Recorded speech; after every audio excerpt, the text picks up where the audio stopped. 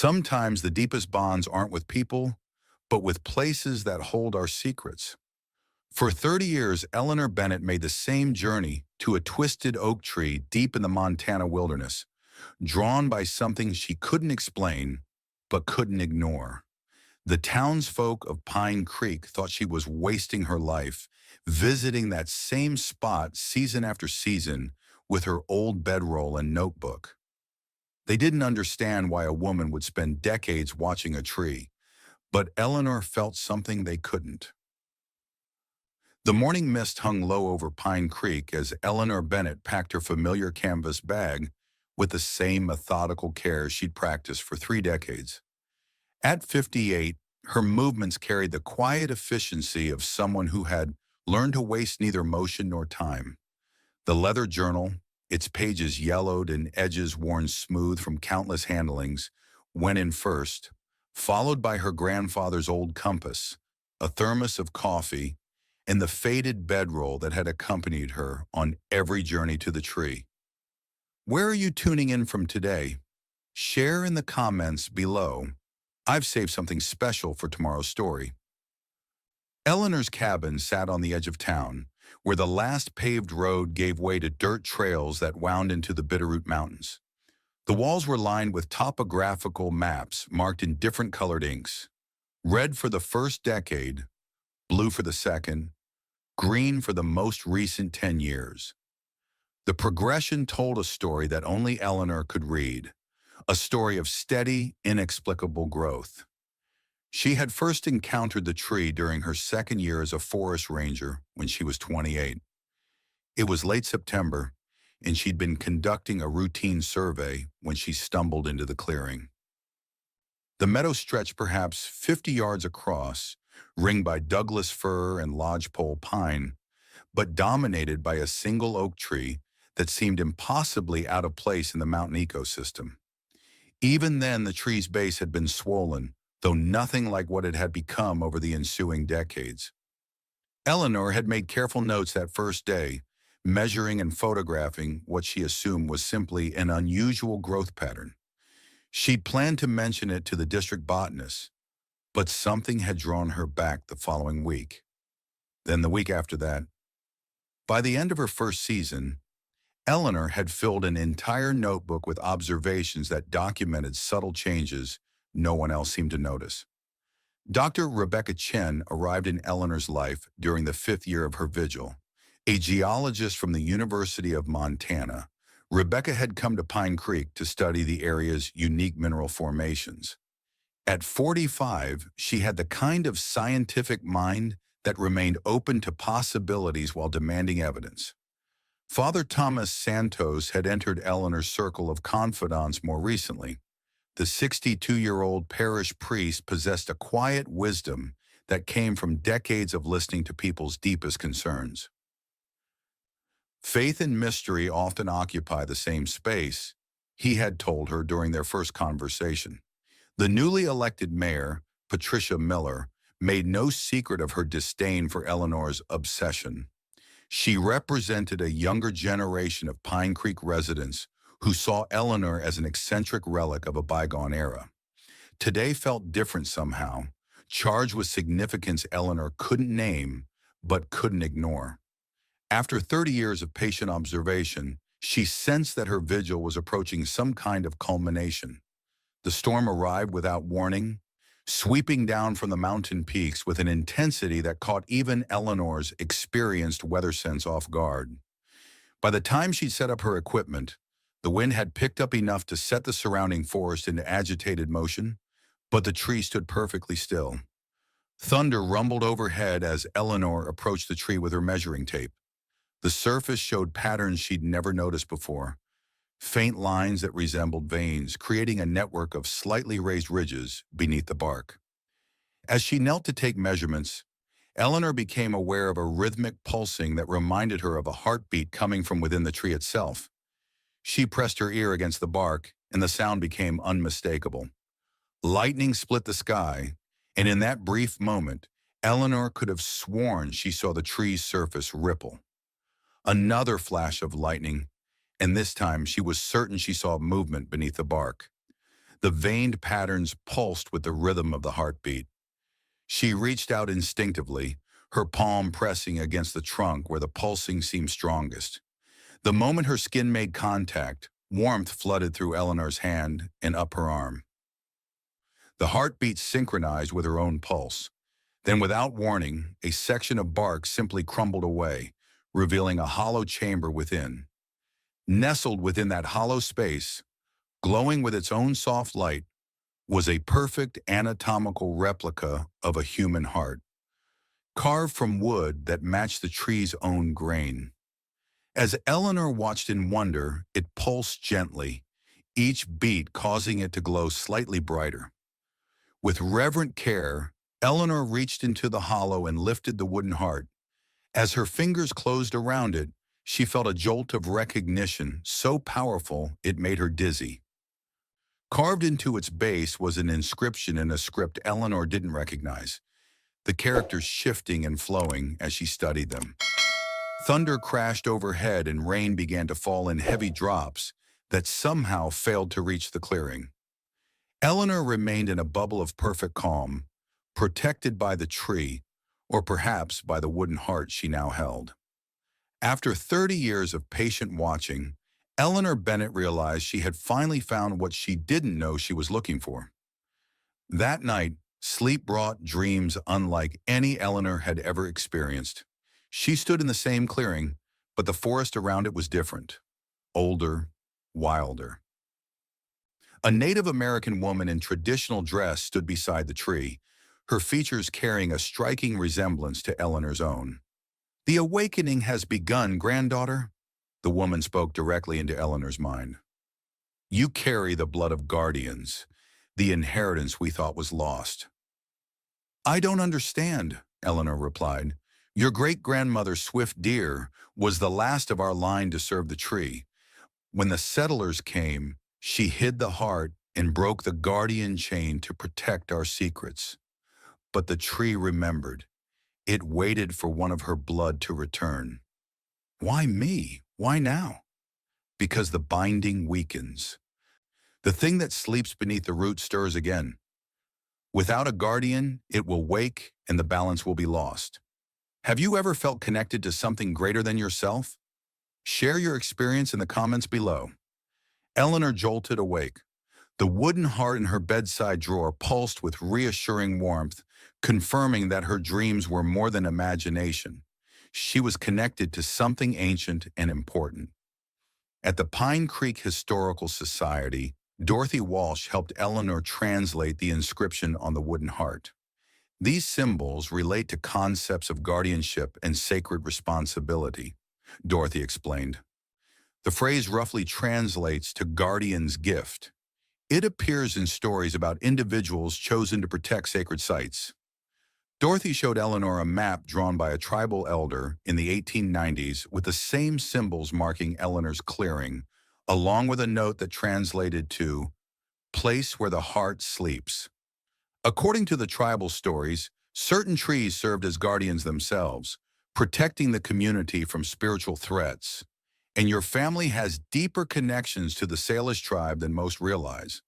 Your grandmother, Swift Deer, was the last to perform the protection rituals before the settlers came. In the days that followed, Eleanor discovered she could sense the energy patterns of trees and hear conversations from impossibly far distances. Dr. Chen noticed the changes in Eleanor immediately and voiced her concerns. "At our age, when life gets lonely, sometimes we create connections that aren't there." "This isn't loneliness, Rebecca," Eleanor replied, "though I won't deny I've been lonely. This is something else entirely." That night, Eleanor returned to the tree and began digging at its base. 6 inches down, her fingertips encountered a hollow bone flute. When she played it, animals emerged from the darkness as if summoned. Deer, rabbits, even a family of black bears approached without fear. With each note, her connection to the tree deepened, and she saw visions of Swift Deer performing rituals to maintain the balance between worlds. "You have returned to us, granddaughter," Swift Deer's voice spoke in Eleanor's mind. "The blood remembers, even after all these years. I don't know how to do this, Eleanor replied. The flute will teach you, as it taught me. But first you must choose to accept what you are. What am I? The last guardian of this sacred place, the final barrier between the sleeping darkness and the world above. As Swift Deer's spirit faded, Eleanor became aware of Father Thomas and Dr. Chen approaching, drawn by the otherworldly music. I'm changing, Eleanor told them simply. Something that was sleeping in my blood has awakened. What is this place, Eleanor? Father Thomas asked. This tree stands guard over something that must never be allowed to wake, she replied, looking up at the ancient oak. For the first time in 30 years, Eleanor understood her true purpose. Birds began falling from the sky 3 days later, their life force drained by an entity testing its growing power. Swift Deer explained in Eleanor's dreams that she needed to gather 7 sacred crystals to restore the protective circle. A copper binding cuff emerged from the tree's bark, and when Eleanor slipped it onto her wrist, she could see the true nature of the tree, a towering column of light with something dark and hungry wrapped around it, pressing against its prison. Another guardian awakens, a cold voice whispered into her mind. I am what your ancestors feared to name. I am the darkness that waits beneath all growing things. Through the cuff's enhanced perception, Eleanor saw dark tendrils extending from the tree's roots, spreading through the underground water system that fed Pine Creek. The entity had been slowly poisoning her community. The first crystal waited in a cave system. Between Eleanor and the crystal stood a shadow version of herself, questioning every choice that had led to this moment. You're 58 years old, it said. You've lived a quiet, solitary life. You've turned away from love, from children, from connection. For what? I've always felt something greater was waiting for me, she replied, reaching for the crystal. Now I understand what it was. The second crystal required a dangerous climb during a thunderstorm. The third waited in Mirror Lake, where the entity created illusions of a different life. Eleanor with a family, with all the connections she had sacrificed. What have I given up? And for what? She whispered. But as the illusions tried to pull her deeper, Eleanor realized, not everyone is destined for the same happiness. Meanwhile, Mayor Miller organized town meetings about the growing crisis, the dead animals, contaminated water, strange dreams. Margaret Harper defended Eleanor. She might be odd, but she loves these mountains more than any of us. Sometimes, Mayor Miller replied, people who've been alone too long will do anything for attention. The fourth crystal waited in a maze of slot canyons. The fifth demanded Eleanor give up her cabin and research. The sixth crystal waited in the abandoned Copper Creek mine where her grandfather had died. When Eleanor touched it, she experienced Henrik's memories and learned he had been fully aware of his role as guardian. Every decision she'd made had been guided by forces she hadn't understood. The path was prepared, Swift Deer's spirit told her, but the choice to walk it was always yours. The seventh crystal lay directly beneath the guardian tree, in the chamber where the entity's true form waited. By this time, the entity's influence had corrupted most of Pine Creek's residents, turning them against Eleanor. As Eleanor prepared to retrieve the final crystal, Mayor Miller led a convoy of townspeople to stop her. Eleanor Bennett, you are under citizen's arrest for endangering public safety. But Eleanor was already descending into the earth, following a spiral path toward the chamber where the seventh crystal waited. The entity's true form was beautiful in the way predators are beautiful, a constantly shifting mass of shadow and starlight. My ancestors managed to contain you for thousands of years, Eleanor told it as she reached for the final crystal. I only need to do it once. When her fingers touched the crystal, chaos erupted. The entity made its final attempt to break free, drawing power from the corrupted townspeople above. Eleanor returned to the surface with a complete crystal necklace and began the binding ritual. The tree's trunk split open, tendrils of shadow reaching toward the terrified townspeople. The spirit blade materialized, formed from the combined power of all the artifacts Eleanor had gathered. Wielding it required Eleanor to step beyond human existence, to accept transformation into something that could stand against ancient evil. She entered the spiritual realm where the true battle would be fought. Her consciousness expanded to encompass the entire mountain. Every tree, every stream, every living thing that called this place home. The entity struck with waves of despair and hopelessness, but Eleanor deflected them. You would sacrifice everything for these insignificant mortals, it snarled. They will forget you within a generation.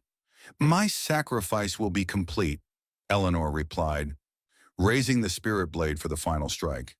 And that's what makes it powerful. The blade pierced the entity's core, sending shock waves through both realms. But to make the binding permanent, Eleanor had to become part of the guardian tree itself, joining the spirits of all who had served before her. I accept the transformation, she whispered. Golden light flowed from her body toward the guardian tree. This wasn't death. It was expansion beyond individual existence. As Eleanor's human form began to fade, the townspeople awakened from their supernatural nightmare. Eleanor, Margaret Harper called softly. Are you still in there? I'm here, Margaret. Eleanor's voice came from everywhere and nowhere. I'm more here than I've ever been. The entity, now securely bound, made one last attempt at defiance. This is not over. This is over, Eleanor's transformed voice replied. Your power was always based on corruption, on taking what was not freely given. My sacrifice was a gift, and gifts create bonds that cannot be broken. 3 months later, Pine Creek had settled into a new kind of normal. The guardian tree stood magnificent in its clearing, radiant with protective power. Dr. Chen established a research station, documenting evidence of a consciousness that had expanded beyond physical death. A new Guardian's journal appeared in Eleanor's cabin, writing itself with observations and guidance for future Guardians. Father Thomas maintained the cabin as a shrine, sharing Eleanor's wisdom with the community. Children who had never known Eleanor in life would point toward the tree and ask about the Lady Made of Light they could see beneath its branches. Adults in crisis often reported hearing gentle voices offering comfort. On the first anniversary of Eleanor's transformation, Pine Creek held a celebration that was part memorial service, part spiritual gathering. As sunset painted the sky, Rebecca and Father Thomas stood together in the clearing. Do you think she's happy? Rebecca asked quietly. The answer came not in words, but in a feeling, a sense of profound peace and purpose that settled over the clearing like a benediction. Eleanor Bennett had spent 30 years watching a tree, feeling alone in a mission she couldn't explain. But in her sacrifice, she had found what she had always been seeking: connection, purpose, and the sense of belonging somewhere that had eluded her in life. The story was complete, but the protection would never end.